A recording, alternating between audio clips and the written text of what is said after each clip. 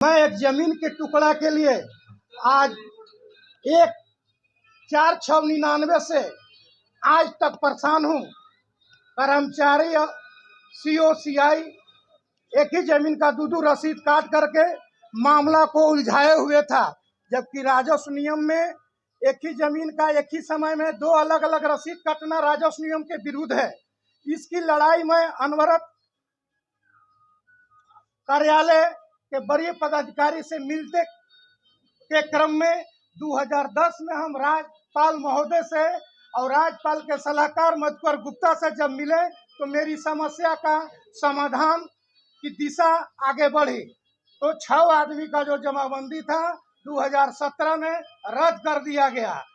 उसके बावजूद जमीन हमारा नहर में गया है, लेकिन पदाधिकारी अंचल पदाधिकारी तरहसी मनातू और विशेष भूवर्जन पदाधिकारी मेदिनीनगर पलामू के द्वारा जानबूझकर मेरा पैसा 17 लाख रुपया जो नोटिस 19 में मिला है वो पैसा को जमा कर देते हैं। ओरंगा अमानत योजना दाया मुख्य नहर में जमीन गई है। अभी आपने क्या रिक्वेस्ट किया है?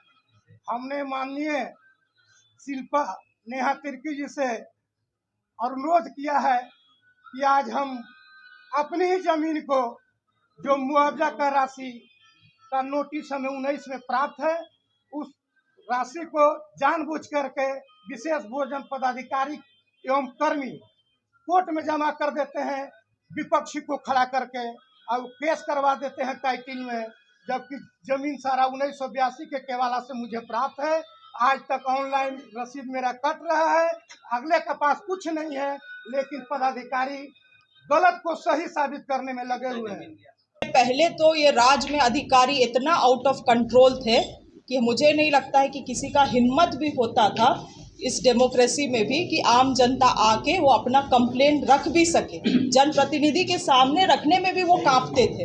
अब तो इतना है कि अपना अधिकार से वो खुल के बोलते हैं। अधिकारियों पे भी वो अगर कुछ ये करते हैं तो तुरंत अधिकारियों को कॉल जाता है। तो इतना अधिकारियों में डिसिप्लिन मुझे लगता है पहले कभी नहीं था। मगर हाँ, स्कोप ऑफ इम्प्रूवमेंट अभी भी है। कहीं कहीं पे लोग अभी भी अनियमितता करते हैं, करप्शन करते हैं।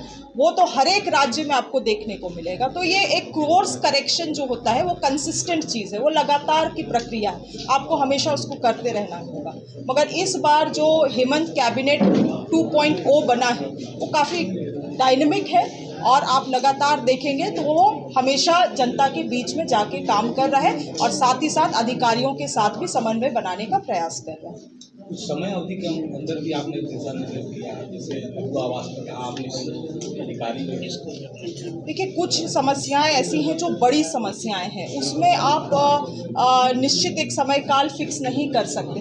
मगर कुछ चीज़ें हैं जैसे अब हुआ आवास है, अधिकारी अब उसमें बोल रहे हैं, जैसे वीडियो ने बोला अच्छा ऑपरेटर को मैं पूछ के बताता हूँ, और ऑपरेटर ने कह दिया कि मैं पंचायत सचिव से। तो इसमें तो कुछ गड़बड़ है। इसलिए मैंने कहा कि भाई आपके पास रोस्टर है, आप तुरंत उसको खोलिए कंप्यूटर में और 1 घंटे के अंदर आप ऐसी चीज़ें जो छोटी चीज़ें उसमें तो निश्चित रूप से समय सीमा तय किया जा सकता है। मगर बड़ी चीज़ें हैं जिसमें उच्च स्तरीय में निर्णय लेने की ज़रूरत है या उच्च स्तरीय में बैठक में लाने की ज़रूरत है, उन चीज़ों में तो समय लगेगा।